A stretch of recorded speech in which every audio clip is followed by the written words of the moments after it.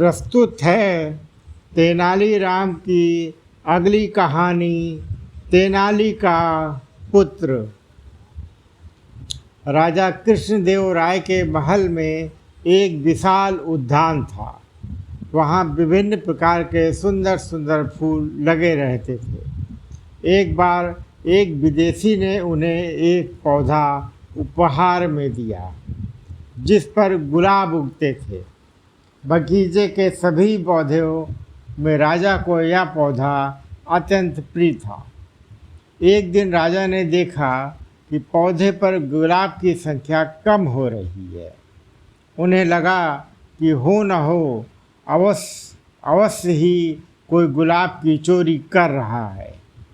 उन्होंने पहरेदारों को सतर्क रहने तथा गुलाब के चोर को पकड़ने का आदेश दिया। अगले दिन पहरेदारों ने चोर को रंगे हाथ पकड़ लिया।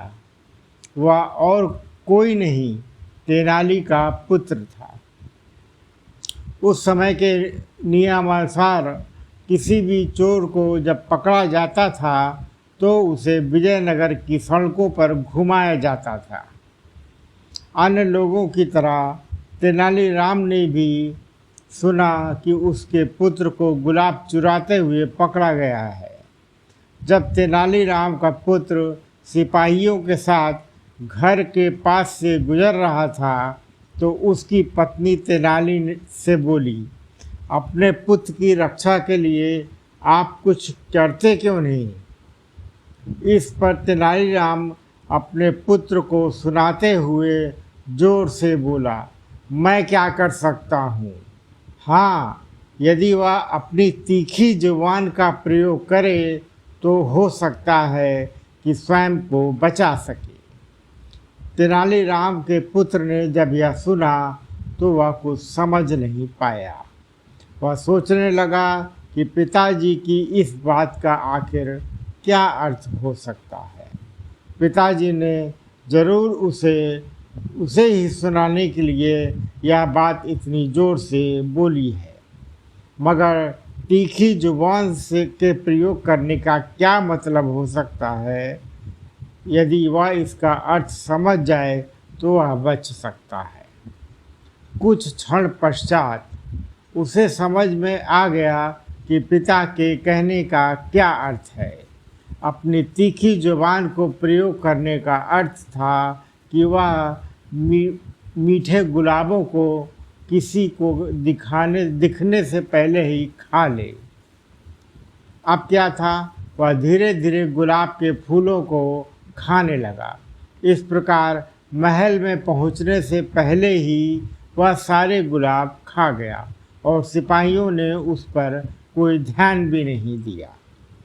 दरबार में पहुंचकर सिपाहियों ने तेनालीराम के पुत्र को राजा के सामने प्रस्तुत किया और कहा, महाराज, इस लड़के को हमने गुलाब चुराते हुए रंगे हाथों पकड़ा है।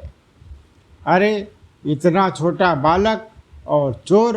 राजा ने आश्चर्य से पूछा।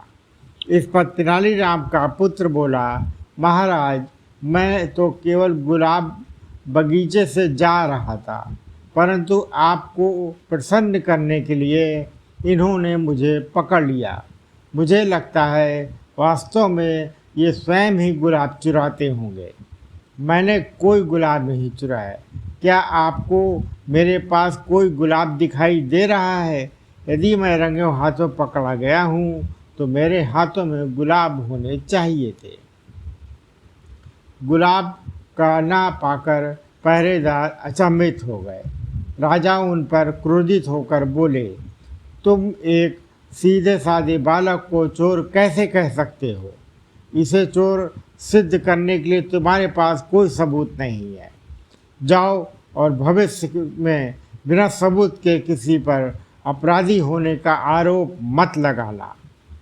इस प्रकार तेनालीराम का पुत्र तेनाली की बुद्धिमत्ता से स्वतंत्र हो गया। धन्यवाद।